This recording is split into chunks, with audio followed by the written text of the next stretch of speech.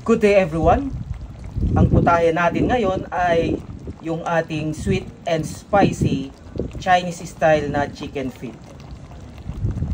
Masarap ito na ulam guys, pero mas masarap ito na pangpulutan.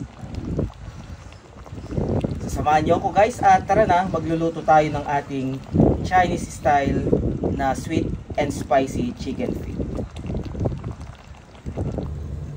So ang una natin gagawin guys ay papakuluan lang natin yung paa ng manok at maglalagay tayo dito ng cinnamon stick at saka star anise.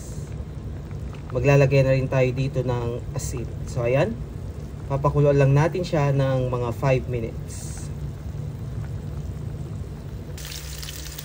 Ang sunod natin gagawin ay piprituhin natin yung paa ng manok pagkatapos natin itong pakuluan.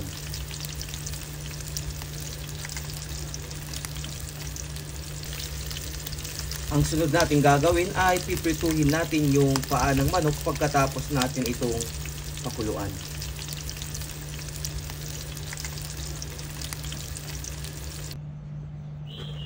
At ang sunod natin gagawin ay papakuluan lang natin yung ating pritong paa ng manok. So naglagay na ako dito ng ating soda water, Sprite. Naglagay na rin ako dito ng star anise at saka yung cinnamon stick. At saka yung ating fried na garlic. So papakuluan lang natin ito ng mga 1 oras sa mababang apoy lamang. Para mas lalong lalambot yung ating chicken feet. Kapag kumulo na guys ay magdadagdag na tayo dito ng ating toyo. Dark soy sauce.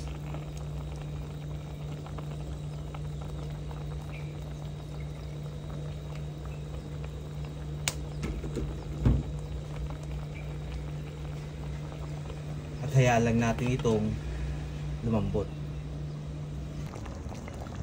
Ito na nga guys, pagkatapos nating pakuluan to ng 1 oras sa very low na fire ay sobrang lambot na nung ating paa ng manok.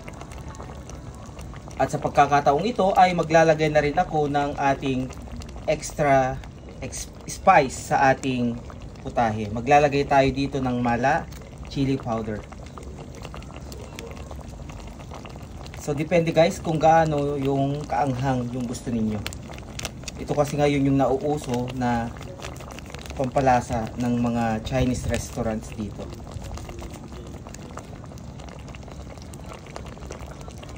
At maglalagay na rin tayo dito guys, maya-maya lang ng ating asukal.